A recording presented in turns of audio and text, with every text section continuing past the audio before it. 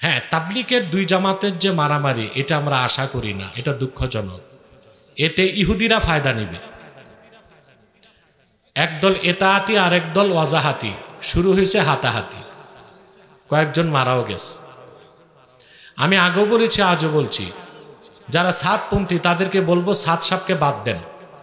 বাংলাদেশের যোগ্য আলেমরা আছে, তারা আপনাদের নেতৃত্ব দিবে। অথবা আপনারা সার সাপকে নিয়ে গোরামি করছেন কেন? সার সাপ তো তওবা করে নাই। সে যদি তওবা করে তার বক্তব্য প্রত্যাহার করে তখন তাকে মানবেন। যেহেতু সে তার বক্তব্য প্রত্যাহার করে নাই, অথবা বাংলাদেশের আলেমরা তো জীবন থাকতে তারা বাংলাদেশে ঢুকতে দিবে না। অথবা আপনাদের উচিত সাধারণ তবলিগলারা বাড়াবাড়ি না করে দেশের ওলামা একরাম যা বলে সেটা মেনে নেন। কি বলেন আপনারা? আর আমার কাছে বিশ্বস্ত সূত্রে যে সংবাদ এসেছে, তবলিগ জামাতের দুই দলের মারামারির পিছনে ইসরায়েলের মোসাদের হাত আছে। সাতপন্থী যে, তাদের নেতৃত্ব হচ্ছে মুফতি উসামা। সে 3 বার ইসরায়েলে যে মোসাদ প্রধানের সাথে বৈঠক করেছে। অতএব ঘাপলা তাদের মধ্যে। যারা জুবায়ের পন্থী মানে ওলামাদের সাথে আছে, তাদের খুব একটা দোষ দেখতেছি না। বরং যারা এই যে সাতপন্থী, ওখানে আছে সব ডাকাইত আর সন্ত্রাসী। এরা যখন তখন নিরীহ তবলিগলাদেরকে মারে পিটে আলেমদেরকে মারতে চায়। এই সুযোগ বাংলাদেশে দেওয়া হবে না। বাংলাদেশে যদি যারা সাতপন্থী আসো, তোমাদেরকে যদি তবলিগের কাজে থাকতে হয়, সাতকে বাদ দিতে হবে। এই দেশের ওলামায়ে কেরামের নেতৃত্ব মেনে নিতে হবে। আল্লাহ রাব্বুল আলামিন বলেন, ইন্না খালাকনাল ইনসানা মিন নুতফাতিন আমশাজিন নাবতালিহি ফাজআলনাহু সামিআন বাসীরা। ইন্না হাদাইনাহুস সাবিলা ইম্মা শাকিরাও ওয়া ইম্মা কাফুরা। আল্লাহ রাব্বুল আলামিন বলেন, আমি মানুষকে সৃষ্টি করেছি তার পিতার ও তার মাতার বীর্যের মিশ্রণ থেকে। আমি তাকে চক্ষুষ্মান করেছি, শ্রবণ শক্তি দিয়েছি। অতঃপর আমি হেদায়েতের পথ দেখাই দিয়েছি। যার ইচ্ছে সে হেদায়েতের পথকে গ্রহণ করে কৃতজ্ঞ বান্দা হবে, আর যার পোড়া কপাল সে নাফরমানি করে অকৃতজ্ঞ বান্দা হবে। যিনি মানুষের স্রষ্টা, তিনি বলে দিয়েছেন সফলতা কোন পথে, সফলতা কোন মতে। সফলতা খুঁজতে কোনো তন্ত্র, কোনো মন্ত্র, মতবাদ, ধর্ম, ইজম, দর্শন, বিজ্ঞান কোথাও যাওয়া যাবে না। চূড়ান্ত সফলতার পথ দেখায় সুবহানাল্লাহ। হইল না, পুরুষের কণ্ঠে বলতে হবে, সফলতার পথ দেখায়।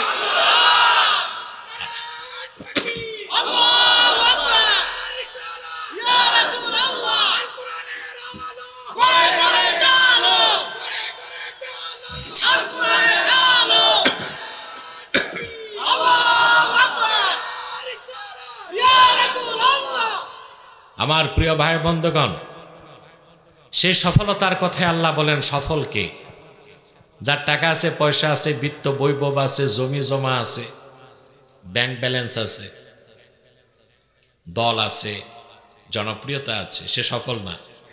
সফলকে আল্লাহ বলছেন, قد أفلح من تزكى وذكر اسم ربه فصلى। নিশ্চিত সফলতা লাভ করেছে সেই যে তার হৃদয়কে পবিত্র করলো, তার রবের নামে জিকির করলো, আর 5 ওয়াক্ত নামাজ আদায় করলো। সুবহানাল্লাহ বলবেন না? সত্য করে বলেন তো ভাই, আমি কি কবরস্থানে না মাহফিলে? আপনাদের ভাবসাব কি তা মনে হচ্ছে? আমরা মাহফিলে আছি, এটা যেন ভুলে না যাই। আল্লাহ বললেন, যে ব্যক্তি তার হৃদয়কে পবিত্র করলো, রবের নামে জিকির করলো আর নামাজ পড়লো, সে লোকটা 100% সফল হয়ে গেল। তো প্রথম কাজ কি? হৃদয় পবিত্র করা। সুবহানাল্লাহ। কদ আফলাহা মান তাযাক্কা মানে হৃদয়কে পবিত্র করতে হবে। এখন হৃদয় পবিত্র করার অর্থ কি তা তো বুঝতে হবে। তা বুঝার জন্য আমি বিশ্ববরেণ্য 3 জন মুফাসসিরের স্টেটমেন্ট আপনাদের সামনে তুলে ধরছি। বিশ্ববরেণ্য মুফাসসির ইমাম হাফেজ জালালউদ্দিন সুয়ুতি রাহমাতুল্লাহি আলাইহি তিনি তাফসীর করেন কদ আফলাহা মান তাযাক্কা আই মান তাহহারা কলবাহু বিল ঈমান। সফলতা লাভ করেছে সেই যে তার হৃদয়কে পবিত্র করলো ঈমানের নূর দিয়ে। বলেন সুবহানাল্লাহ।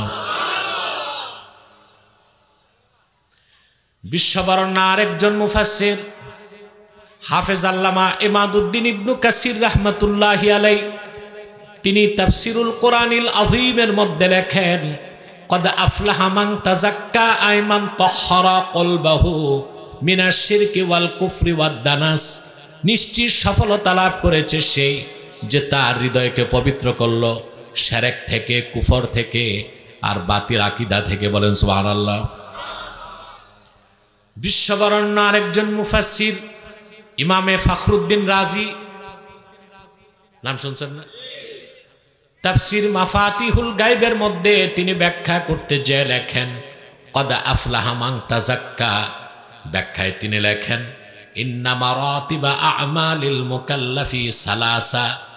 বান্দার আমলের 3টা স্তর। তার প্রথমটাই হচ্ছে ইজালাতু আকাইদিল ফাসিদাতি মিনাল কলব, অন্তর থেকে শিরক কুফরকে ধুয়ে মুছে পবিত্র করে অন্তরটারে ঈমানের নূর দিয়া ভরপুর করে নিবে। তাহলে আমরা বিশ্ববরেণ্য 3 জন মুফাসসিরের বক্তব্য শুনলাম। হৃদয় পবিত্র করার অর্থ হচ্ছে ঈমান আনা। সুবহানাল্লাহ। যে ঈমান আনলো তার হৃদয় পবিত্র, আর যার ঈমান নাই তার হৃদয় অপবিত্র। মনে রাখবেন, যার হৃদয় পবিত্র ব্যক্তি পবিত্র, যার হৃদয় অপবিত্র ব্যক্তি অপবিত্র। হৃদয় পাক ব্যক্তি পাক, হৃদয় না পাক ব্যক্তি না পাক। কারণ একজন মানুষের দেহে মূল হচ্ছে তার অন্তর। মূল কি? কথাটা আমার না, সহিহ আল বুখারী কিতাবুল ঈমানের হাদিস।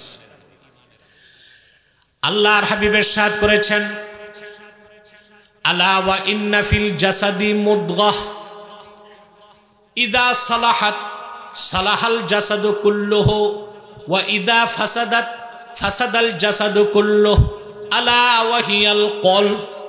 সাবধান জেনে রেখো, মানুষের দেহের মধ্যে একটি মাত্র গোশতের টুকরা আছে, ওইটা যখন ভালো হয়ে যায় মানুষটা ভালো হয়ে যায়, ওটা যখন খারাপ হয়ে যায় মানুষটাও খারাপ হয়ে যায়।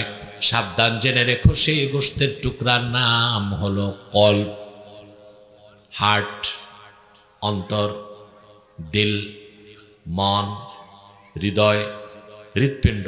কোনটা বুঝলা? একটারই নাম ভিন্ন ভিন্ন ভাষায় ভিন্ন ভিন্ন। এখানে কথা বলুন, চুপচাপ থাকলে হবে, দাঁড়ায় থাকলেও চুপ। আর তোমরা যারা দাঁড়িয়ে আছো আমার মনে দাঁড়িয়ে থাকো, আমি আর বসতে বলবো না। বাঙালি উল্টাটা বেশি করে, যদি বলে এখানে যাও না ওখানে যায়, যদি বলে এখানে যাও ওখানে যায় না, ঠিক না? তো তোমরা বইসো না, দাঁড়াই থাকো। সম্মানিত সুধী, আজকে ইউটিউবাররা অনেক দেরি করে আসছে, ভাবছে হুজুর আসতে আসতে 3টা বেজে যাবে। আসলে 3:45 তো আজান হয়ে যায়, আজানের পর তো আর থাকা যায় না। কথা শুনতেছেন? তো মানুষের দেহে মূল কি?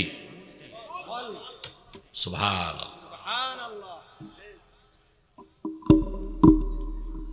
মুখটা আরেকটু ঢাকছো, নিচে দাও, এটা এটা এটা নিচে দিয়ে দাও, এখানে এখানে রাখ। এখন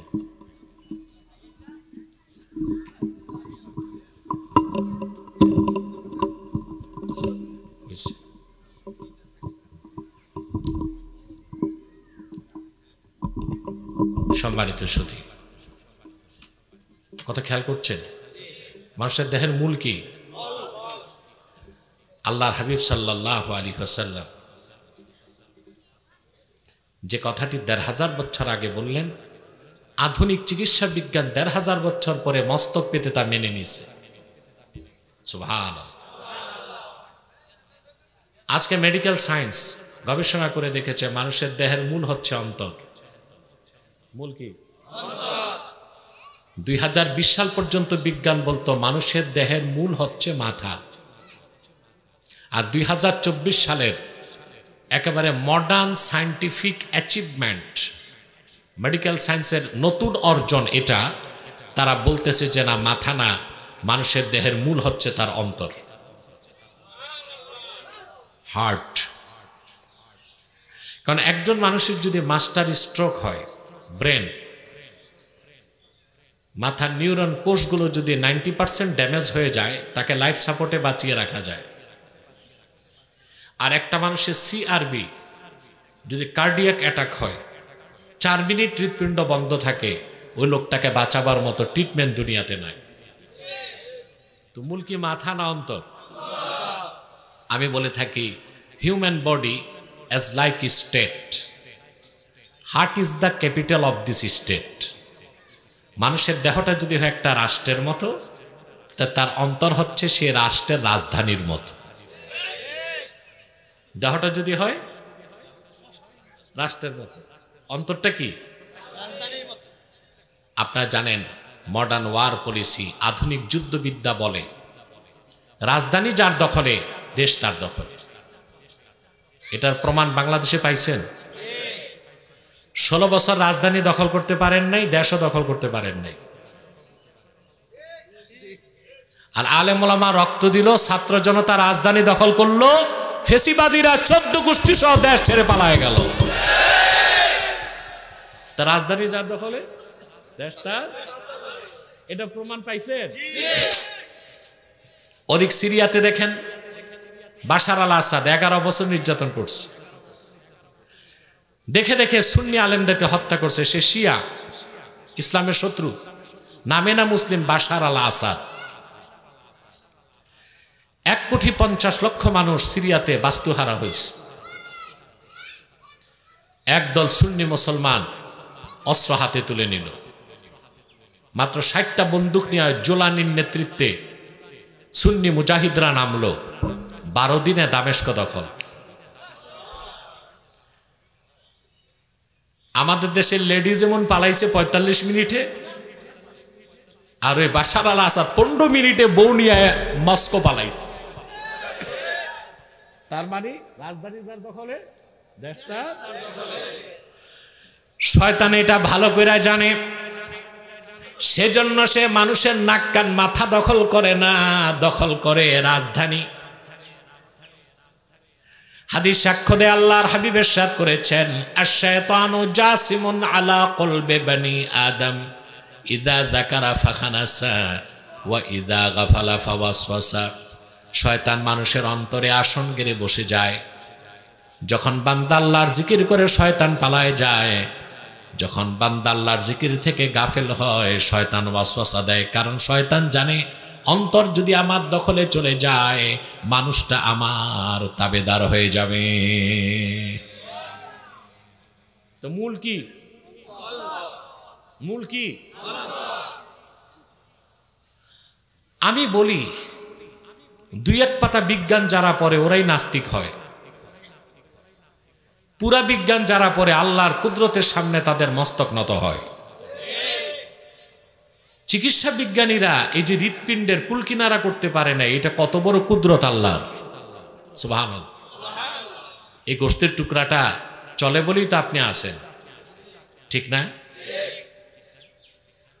সুবহানাল্লাহ।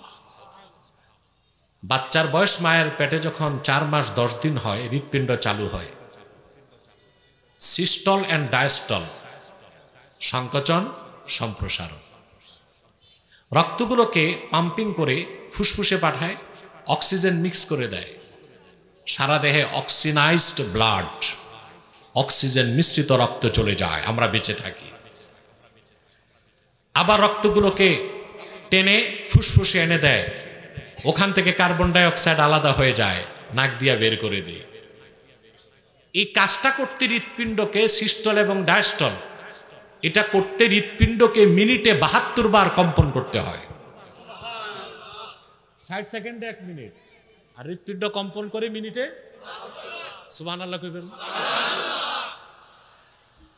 বিজ্ঞান অবাক হয়ে গেছে, দেহের সবকিছু চলার পিছনে একটা কারণ আছে। হৃৎপিণ্ড চলে, হৃৎপিণ্ড কেন চলে বিজ্ঞান কারণ খুঁজে পায় নাই, কিন্তু কোরআন তো 1500 বছর আগেই বলে দিয়েছে। ওয়াসআলুনাকা আনির রূহ কুলির রূহু মিন আমরি রাব্বি ওয়া মা উতীতুম মিনাল ইলমি ইল্লা কলিলা।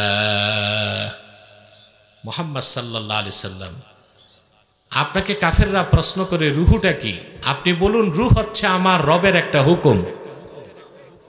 তা হৃৎপিণ্ড কেন চলে? রুহের কারণে। সুবহানাল্লাহ বলবেন না? বিজ্ঞান এখনো পায় নাই, কিন্তু কোরআন বলে দিছে 1500 বছর আগে। তা যে কথা বলছিলাম, হৃদয়টাই মূল। হৃদয় পাক, মানুষ পাক। হৃদয় না পাক, এই জন্য আল্লাহ তাআলা সফলতার জন্য প্রথম কথাই বললেন কদ আফলাহা মান তাযাক্কা, যে তার হৃদয়কে পবিত্র করলো সে সফল হয়ে গেল। এখন হৃদয় পবিত্রের অর্থ কি আমরা ব্যাখ্যা করেছি, 3 জন মুফাসসিরের স্টেটমেন্ট শুনেছি। সেটা হচ্ছে অন্তরে যখন ঈমান আসবে হৃদয় পবিত্র, অন্তরে যখন ঈমান থাকবে না হৃদয় কি অপবিত্র। হৃদয় পাক, মানুষ পাক। হৃদয় না পাক, মানুষ না পাক। সেই জন্য আল্লাহর হাবিবের ঈমানদার উম্মত সব সময় পবিত্র, সে কোনোদিনও নাপাক হয় না। সুবহানাল্লাহ বলবেন না? আবার বলছি মুসলমান, কান পেতে শুনে নাও, আল্লাহর হাবিব মুহাম্মদ সাল্লাল্লাহু আলাইহি সাল্লামের ঈমানদার উম্মত সর্বাবস্থায় পবিত্র, কোনোদিনও সে নাপাক হয় না যতক্ষণ তার ঈমান থাকবে। অপরদিকে কাফের মুশরিক বেঈমান সর্বদাই অপবিত্র, কোনোদিনও সে পাক হয় না যতক্ষণ না ঈমান না আনবে। সুবহানাল্লাহ কইবেন। কথাটা আমার না, এটাও হাদিস, সহিহ বুখারীর হাদিস। আল্লাহর হাবিব ইরশাদ করেছেন, সুবহানাল্লাহ ইন্নাল মুমিনা লা ইয়ানজুসু হাইয়ান ওয়ালা মাইয়াতা। সকল পবিত্রতা মহান আল্লাহর, নিশ্চয় আমার উম্মতের মুমিন সর্বাবস্থায় পবিত্র, সে কখনো নাপাক হয় না। সে জীবিত থাকলেও পবিত্র, মৃত্যুর পরেও পবিত্র। বলেন সুবহানাল্লাহ। মুমিন কখনো নাপাক হয় না, মুমিন কখনো নাপাক হয় না যতক্ষণ ঈমান আছে। আর কাফের কখনো পাক হয় না যতক্ষণ কুফর আছে। আমি বুঝাতে পারলাম? এখন আপনাদের দেশে একটা ভুল মাসালা আপনারা শিখছেন বাল্যকাল থেকে, বলবো সংশোধন করবেন। সেটা হচ্ছে, আপনারা যখন স্ত্রীর কাছে যান, কেন যান তা তো আর ব্যাখ্যা করার দরকার নেই, ফিজিক্যাল রিলেশন, তখন গোসল ফরজ হয় না? আমরা মনে করি আমরা নাপাক হয়ে যাই, এই জন্য গোসল করি। বক্তারাও আমাদেরকে এটাই শিখাইছে। বিবির কাছে যাবেন, গোসল ফরজ হলে, নাপাক হইলে কি করবেন? আরে ভাই, মুসলমান কখনো নাপাক হয় না। আবার বলছি, আল্লাহর হাবিবের ঈমানদার উম্মত কখনো নাপাক হইতে পারে না। তো হয় কি? জুনুব। কি হয়? জুনুব। অর্থাৎ সে নাপাক হয় না, তার উপর গোসল ফরজ হয়। গোসল ফরজ হওয়ার মানে এই না যে সে নাপাক। সুবহানাল্লাহ। জুনুব কাকে বলে? নাপাক। আম্মাল জুনুব ফাহুয়াল্লাযী ওয়াজাবা আলাইহি গুসলুল জানাবা, যার উপর জানাবাতের গোসল ফরজ হয়েছে তাকে বলা হয় কি? জুনুব। কি আপনারা নাপাক হন? না। আল্লাহ কি বিয়ে শাদী দিয়েছে এই ডেইলি নাপাক হইতে? কথা বলে না। আমরা এটা বলবো যে আমরা নাপাক হই? না। কি বলবো? গোসল ফরজ হয়েছে। এটা শিখলেন? 2, শীতকাল তো আরেকটা মাসালা বলে দেই, কষ্ট কম হবে। দেখা যায় মাঘ মাসের প্রচন্ড শীত। একটা কথা আছে, মাঘে কাপে বাগে। মাঘ মাসের প্রচন্ড শীত, আপনি স্ত্রীর কাছে গেলেন, ফিজিক্যাল রিলেশন হয়ে গেল, গোসল ফরজ হয়েছে না? কোনো দরকার নাই এই কনকনে শীতের রাত 12টায় পুকুরে যায় গোসল করার। ঘুমায় থাকেন। আপনার উপর গোসল কখন ফরজ হবে? ইদা দাখালা ওয়াক্তুল ফাজরে, ফজরের সময় যখন এন্ট্রি হবে তখন আপনার উপর গোসল ফরজ। এর আগে গোসল ফরজ? কষ্ট করে একদিন যদি 12টায় পুকুরে যায় গোসল করেন, 7 দিন তো ভয়তো বউয়ের কাছে যাবেন না। ইসলাম খুব সহজ নিয়ম দিছে, আমরা না বুঝে কঠিন করি, ঠিক না? তবে যদি ফজরের আগে আপনি তাহাজ্জুদ পড়তে চান, কোরআন শরীফ পড়তে চান, জিকির করতে চান, তখন আবার গোসল লাগবে। কিন্তু ফজরের আগ পর্যন্ত আপনার উপর ফরজ হবে না। সুবহানাল্লাহ বলবেন। সেজন্য মাসালা দোনোটাই লজ্জার সাথে রিলেটেড, কথা বলেন, কিন্তু closely connected with our daily life, আমাদের নিত্য জীবনের সাথে খুব সম্পর্কিত। এই জন্য বলে দিছে। আর মাসালার ক্ষেত্রে লজ্জা লাগলে আর মাসালা শিখবেন কেমনে? আল্লাহর হাবিব বলেছেন, মুমিন কখনো নাপাক হয় না যতক্ষণ তার অন্তরে ঈমান থাকবে।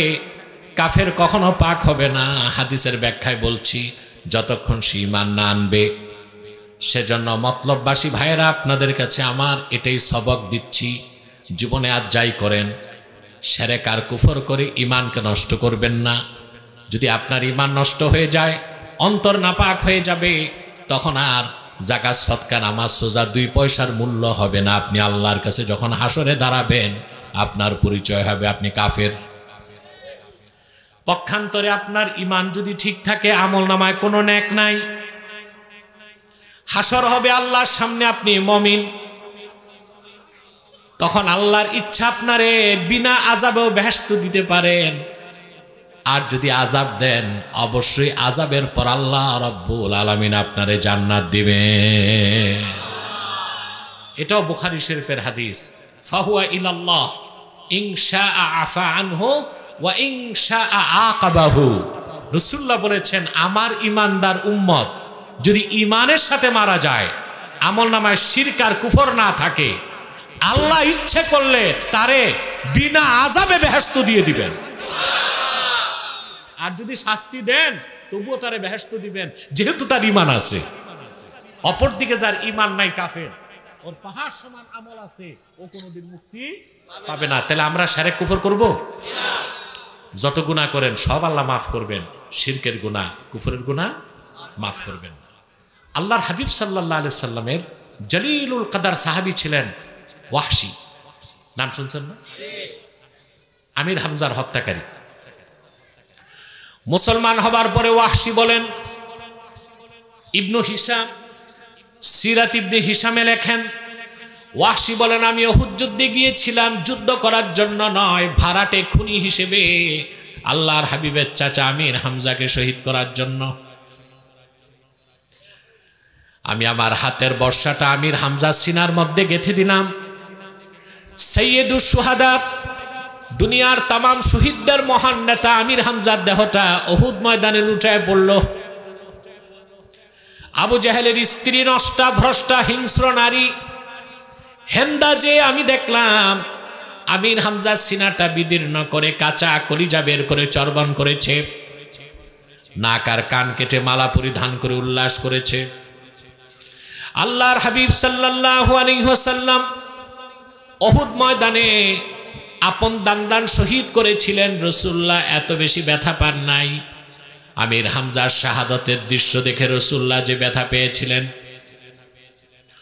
ওয়াহশী বলেন, মক্কা বিজয় হয়ে গেল, দলে দলে লোক মুসলমান হতে লাগলো।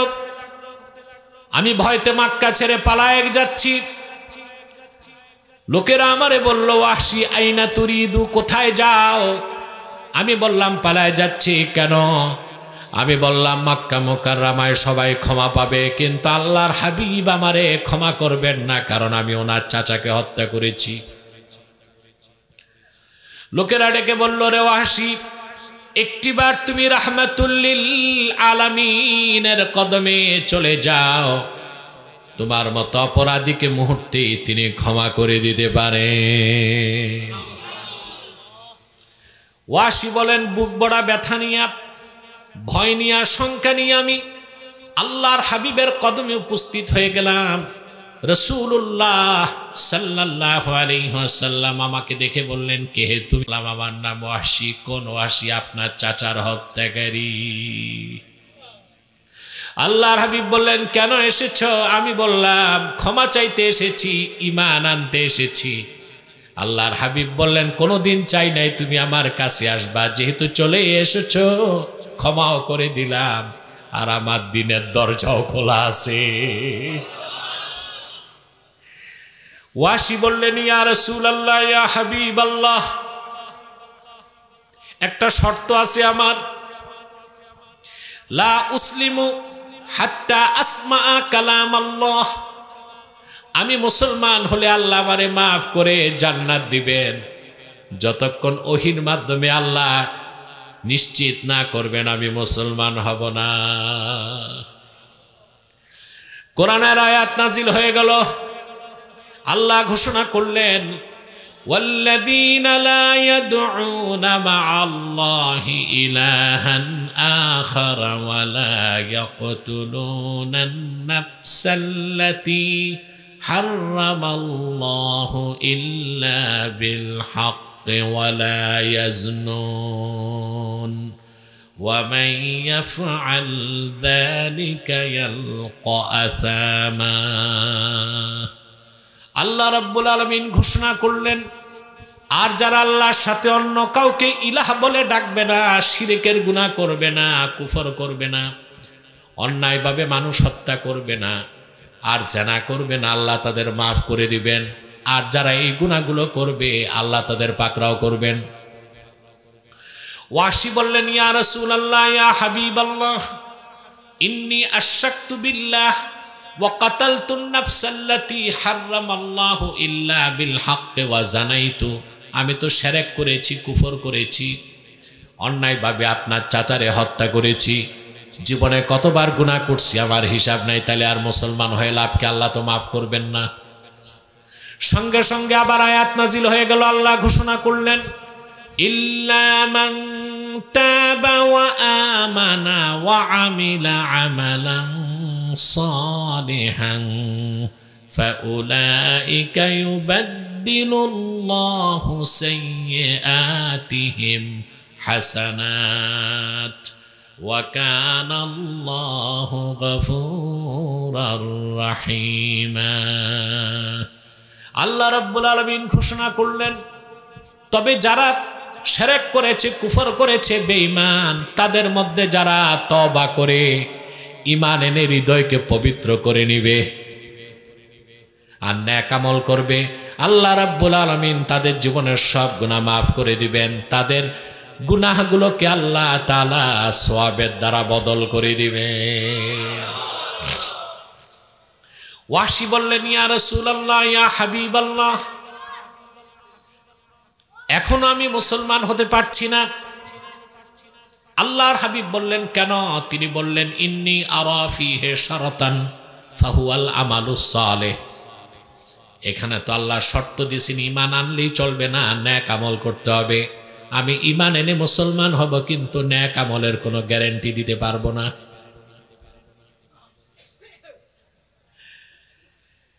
আবার আল্লাহর পক্ষ থেকে আয়াত নাজিল হয়ে গেল, ইন্নাল্লাহা লা ইয়াগফিরু আন ইউশরাকা বিহি ওয়া ইয়াগফিরু মা দুনা যালিকা লিমান ইয়াশা। আল্লাহ ঘোষণা করে দিলেন, নিশ্চয়ই যারা আল্লাহর সঙ্গে অন্য কাউকে অংশী স্থাপন করবে, শিরক করার চেষ্টা করবে, ওই রকম কাফের মুশরিককে কখনো আল্লাহ মাফ করবেন না। তাছাড়া বান্দা যত বড় গুনাহগার হোক না কেন, আল্লাহ যাকে চান তারে মাফ করে বেহেশত দিয়ে দিবে। ওয়াহশী বললেন, ইয়া রাসূলুল্লাহ সাল্লাল্লাহু আলাইহি সাল্লাম, এখন আমি মুসলমান হতে পারছি না। আল্লাহর হাবিব বললেন, কেন?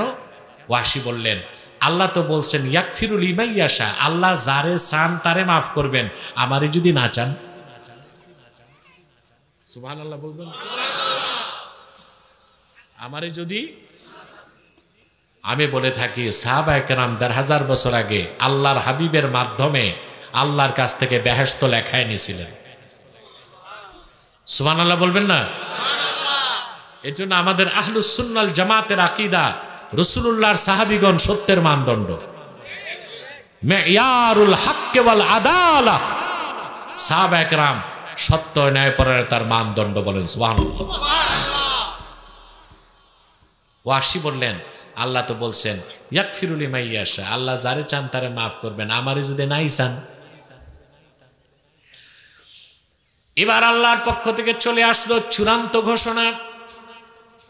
আল্লাহ বললেন কুল ইয়া ইবাদিয়াল্লাযীনা আসরাফু আলা আনফুসিহিম লা তাকনাতু মির রাহমাতিল্লাহ ইন্নাল্লাহা ইয়াগফিরুয যুনুবা জামিআ ইন্নাহু হুয়াল গফুরুর রহিম।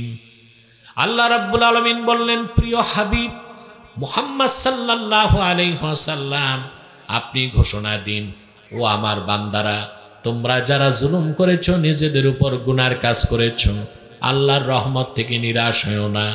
আল্লাহ তোমাদের জিন্দেগীর সব গুনাহ মাফ করে দিবেন, নিশ্চয়ই তিনি গফুরুর রহিম। এবার ওয়াহশী বললেন হাতি ইয়াদাক উবাইউকা ইয়া রাসূলুল্লাহ, আয় আল্লাহর হাবিব, আপনার নূরের হাতটা বাড়ায় দেন, আমি আর দেরি করতে চাই না, ওই হাতে হাত রেখে এক্ষুনি পরে নিতে চাই। লা ইলাহা ইল্লাল্লাহ মুহাম্মাদুর রাসূলুল্লাহ সাল্লাল্লাহু আলাইহি ওয়াসাল্লাম। ওয়াহশী মুসলমান হয়ে গেলেন।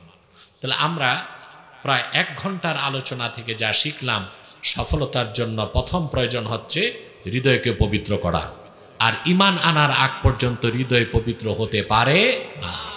যতক্ষণ অন্তরে শিরক কুফর থাকবে, ওই অন্তর অপবিত্র, মানুষটাও অপবিত্র। অন্তরে যখন ঈমান চলে আসবে, হৃদয়টা পবিত্র, মানুষটাও পবিত্র। সুবহানাল্লাহ বলবেন না? এখন আপনাদের কাছে আমার প্রশ্ন, আপনারা কি বেহেশত তো পাবেন যদি মুমিন হন, কিন্তু গ্যারান্টি নাই শাস্তির আগে না শাস্তির পরে। এখন আমরা কি বিনা শাস্তিতে বেহেশত চাই, না একটু জাহান্নামটা ঘুরে ফিরে দেখতে চাই? এই শখ নাই তো? তাহলে ঈমানের পর আল্লাহ আরো 2টা কাজ দিবেন পূর্ণ সফলতার জন্য, যেন বিনা আযাবে ফার্স্ট চান্সে বেহেশত পান। সেটা কি? ওয়া যাকারা ইসমা রাব্বিহি ফাসাল্লা।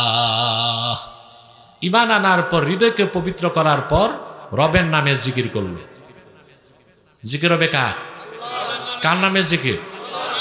আমাদের দেশে অনেক জায়গায় পীরের নামে জিকির হয়, শিরক। জিকির হবে শুধু আল্লাহর নামের, আল্লাহর হাবিবের নামের। সুবহানাল্লাহ বলেন, ঠিক না? আল্লাহর হাবিবের কেন জিকির হবে? আল্লাহ বলছেন ইজা যুকিরতু যুকিরতা মাই। সুবহানাল্লাহ বলেন। কোন বাবার নামে, পীরের নামে, নেতার নামে জিকির হইতে